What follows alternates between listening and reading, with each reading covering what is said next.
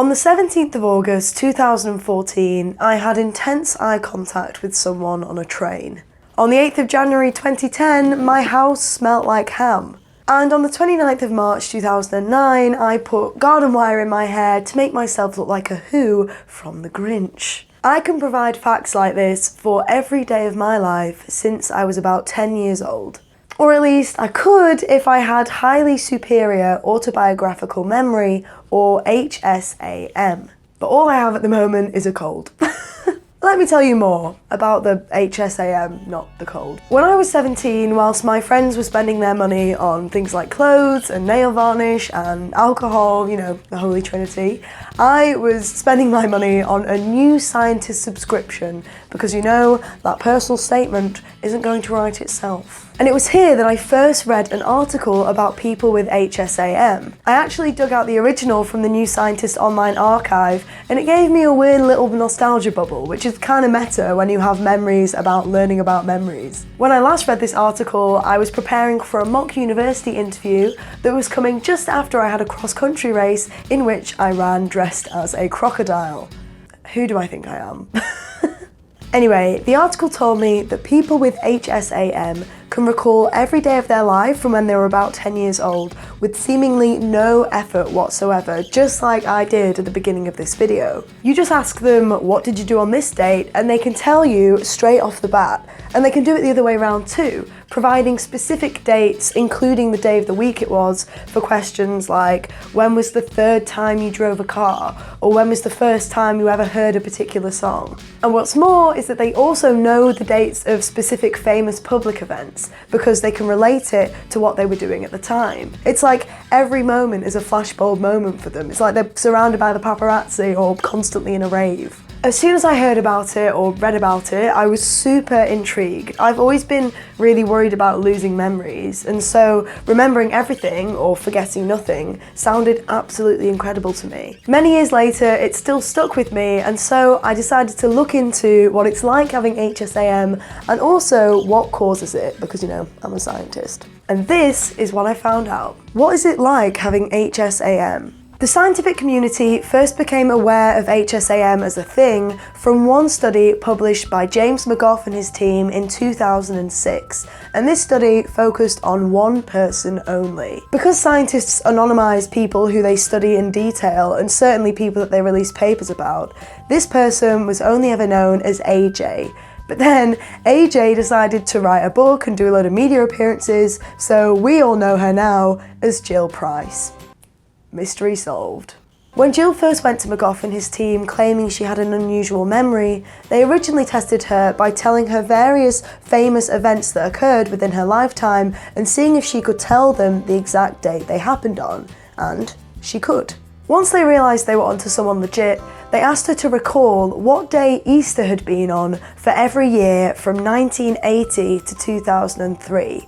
And they also asked her what she'd done on that day. Despite Jill being Jewish, and so Easter not really being her cup of tea, she got every day, bar 2, correct. 2 years later, they asked her the same questions. Not only did she get all the dates right this time, so she corrected the 2 Easter dates that she'd got wrong, but she also gave the same personal details that she had 2 years earlier for each of those days. For example, on the 17th of April 1987, vomit up carrots. 12th of April 1998, house smells like ham. Oh my goodness, Jill, mine too. Now, despite remembering things seeming like a good thing, HSAM isn't without its downsides, and Jill Price is very open about these. In fact, she's kind of not really a fan of her HSAM overall. For one thing, Jill's memories come to mind so easily that while she's going about daily life, she has a constant stream of old memories coming to her mind as well.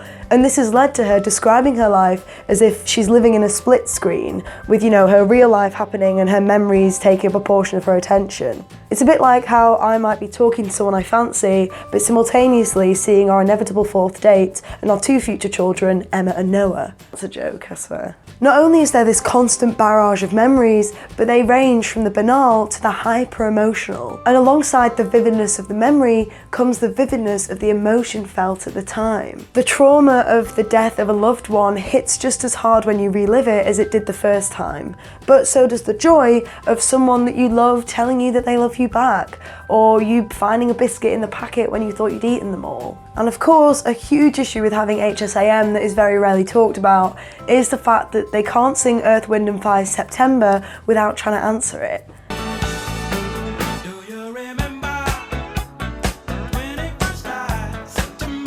Yes, my house smelled like ham. So of course, it's easy to get overwhelmed by all these memories, but HSAMers have found ways to find joy in their incessant remembering. After Jill's HSAM went public, various people started coming forward with their own stories of mammoth recollection. One of those people was Bob Petrella, who on his 50th birthday created a book of Bob. This was basically a scrapbook where for each day of the year, he went through all of the memories from his life for that day and selected which year had had the best version of that day, and then he made a scrapbook of all the best versions of every day of the year. Does that make sense? But anyway, it was basically a scrapbook with a year's worth of highlights from his life, and I just think that's a really cool idea. And even if they're not finding direct joy in their remembering, a lot of them make games out of it. So Jill, while she's drying her hair, will try and remember every April 13th that she can, for example. Or Bob, when he's stuck in traffic, is going to be like, oh, I'm going to use this few minutes to remember every day from 2002. The more I think about it, the more it blows my little plain memoried mind. It just makes me think, how? Why? Why do certain people develop HSAM? Well, it's hard, if not impossible, to draw any solid scientifically sound conclusions from studying just one individual. And up to now in the story, although other people with HSAM have popped up, like Bob, Jill is the only one who's had a specific scientific study about her. And I'm sorry, Jill, we need more people than just you and your carrot vomiting. And so, after their 2006 paper, where they recognised AJ as having HSAM, or hyperthymesia as they called it at the time, because hyper means excessive and thymesia means remembering, Greek. The same team released another paper in 2012, 6 years later, after they'd gathered a few more individuals with HSAM. They did some tests on this memory squad, and this is what they found. Firstly, people with HSAM only have enhanced memory when it comes to autobiographical memories. In other words, memories associated with them. Hence the A in HSAM being autobiographical. It's a highly superior autobiographical memory, not just a memory. Hello. And we know this because when they were tested on other memory tasks, such as reciting a set of numbers they were just given, or remembering pairs of words, they were no better than the average person like me, or dare I say, you. If you're not average, I apologise, but the rules are, you probably are. And if you were wondering how they test someone's personal memories, because I know I was, and so you must have been, because we are the same, obviously, then what the interviewer did was they picked moments from the interviewee's life and they got the interviewee to just say as much about that moment as they could. So they were asked about their first day at primary school, the address and a description of the first place they lived after moving out of their parents' place, their final exam in college, their 18th birthday, and their first day at university.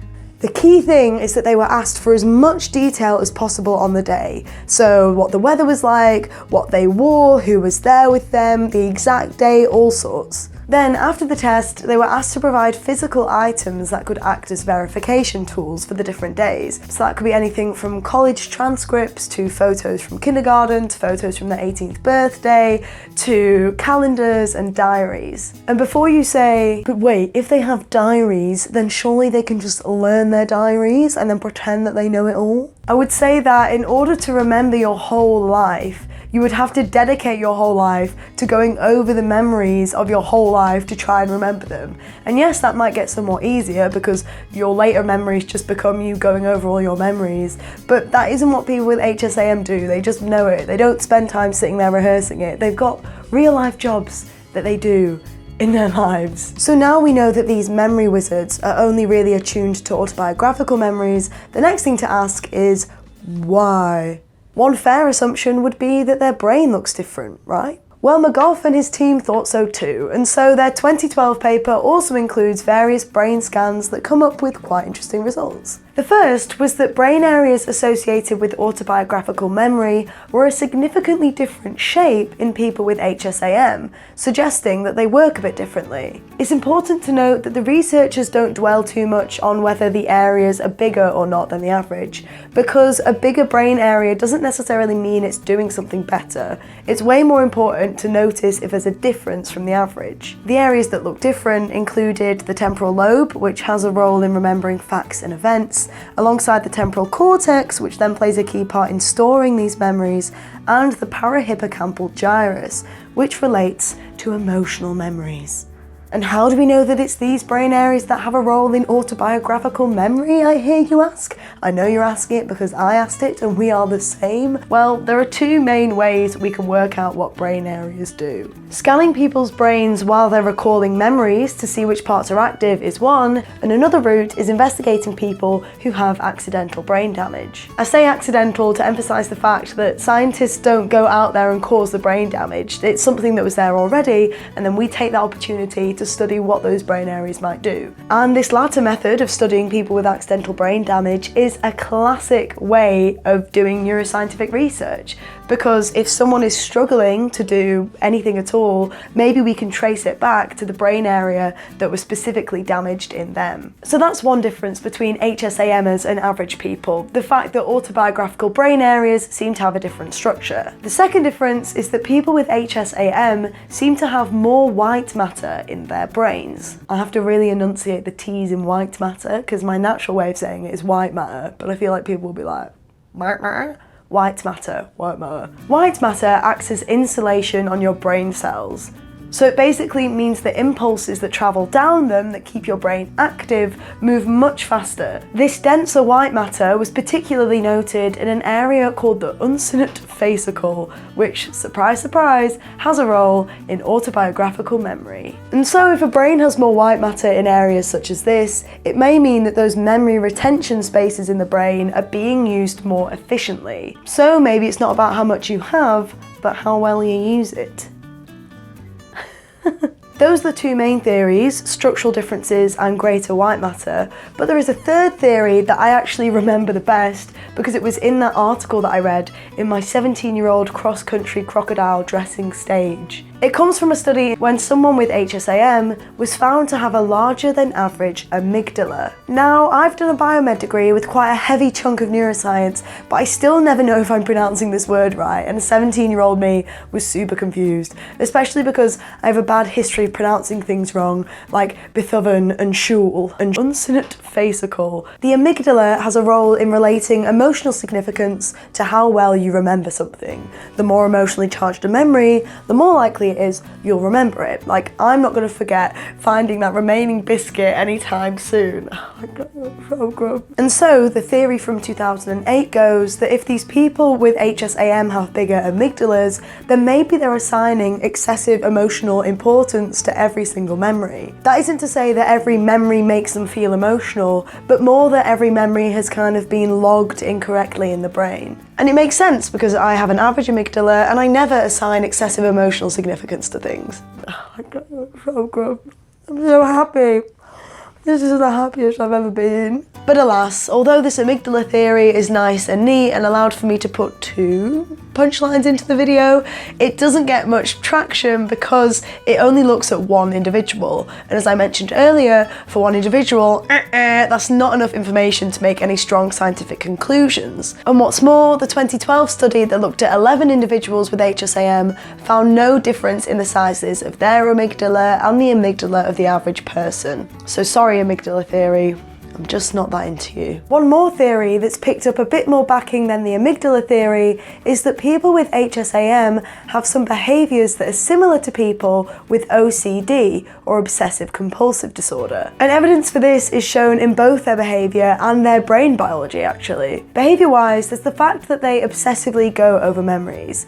And the more we go over a memory, the more likely we are to remember it. It's basic revision, right? Repeat, repeat, repeat the memory, and eventually it will solidify. If if people with HSAM obsessively go over their memories while they're drying their hair or they're at a traffic light, then no wonder they are ultimately easier to recall. However, as mentioned before, when people with HSAM are obsessively going over their memories, they tend to focus on certain memories, not all of them. And as I also said before, if they did want to focus on all of them, then that would take up nearly all of their life. And so, while this obsessive process probably isn't causing HSAM, it may well be enhancing it. So that's behaviour-wise, but in terms of brain area, there's also some support for the OCD theory. The caudate nucleus, which is right in the middle of the brain, was seen to be different in people with HSAM. And it's also associated with OCD. Not only that, but the putamen, which I'm going to add to the list of things I'm not quite sure how to pronounce, and which also gets its name from nutshell, interestingly enough, is different too, and this has a role in habit formation, which again hints that excessive remembering becomes a compulsive thing. And so, in terms of HSAM explanations, we've got quite a few. We've got the autobiographical brain areas look a bit different. We've got that there's more white matter, so the brain areas work more efficiently. We've got that the amygdala is bigger, but we don't really believe that, so cross that one out. And we've got that it links to OCD somehow. With all these potential causes of HSAM, the ultimate question is, which is the actual one? I feel like we need like that X Factor music on, like, wah, wah, wah. Well, it's time for a science phrase. Science phrase, we aren't sure yet. I mean, of course we aren't. We never are. Yeah, it could be one of these things, it could be none of these things, it could be a mix of these things that cause HSAM. And there's also the ultimate question of, do these brain differences cause HSAM? Or are they there as a result of someone having HSAM and using their brain like that for a while? The classic question of cause or effect, or I think of it as cause or result. You know, this comes up in science all the time, and I'm really glad to see it pop up here because it's always something to bear in mind. And one way we could study this would be if we picked out children that were starting to show HSAM-like abilities and studied their brains, because then we could see if they had these kind of differences, but they were less pronounced, and if they developed over time and things like that. But of course, there's one thing that holds HSAM research back. Money, money, money. By 2012, which to be fair was a while ago, but still, only 22 people had been recognised as having HSAM. And that was after a TV feature which millions of people saw about it. And in science, as in many walks of life, things are driven by funding. If you're not working on something that's going to earn someone a lot of money, or that's going to have a big impact on a large group of people, then you're just not going to be given any money to carry on your research. And so, this is where we're left with HSAM. This video is all I can tell you about it, all I can find, all I can research. That is it for now. Like this video if you like it, share it if you share it, subscribe it if you subscribe it, tweet me if you tweet, and comment if you want. Tell me about, is your memory like a sieve? Is it like a safe? Is it like neither of those things? Is it just like a normal memory? Let me know. Do you always forget? Do you write diaries? Just memory theme. Memory theme, that's the comment vibes. It's themed on memory. And all that's left to say is thank you so much for watching, have a lovely day, and remember to keep asking questions. Here's the summary, or as I like to call it, HSAM in a putamen, or a putamen, or a putamen, or a putamen. I don't think it's putamen, that sounds a bit weird. Kurzgesagt, if you're watching this channel, and if you are, I'm sorry I'm doing this weird granny thing, don't know why I'm doing that. You should call your thing Kurzgesagt in a putamen. Because it means in a nutshell. Drop the nutshell. I meant to go and tutor a student in like an hour. I've got to leave in 55 minutes. Imagine if I'm late. Why are you late, miss? Oh, well, you know, cats. Oh. I have such a cold. I feel like on this video I'm like, hello, my name is Sophie, I've got a bit of a cold. And I've had wisdom tooth problems. I've just come straight from the dentist and they were like, uh-oh, there's a big flap of skin there. I made all those jokes about my place smelling like ham and now it's a reality. It literally all smells like ham. It was such strong smelling ham. Not only is there this constant barrage of memories, barrage? Sounds like Nigel Farage, I don't want to say that.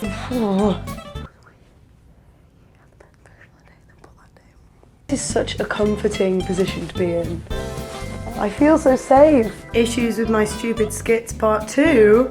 I wanted to put a carrot in my mouth and make me be sick, like just dropping the carrot out my mouth, and I was like, oh, I've bought quite small carrots. It's huge.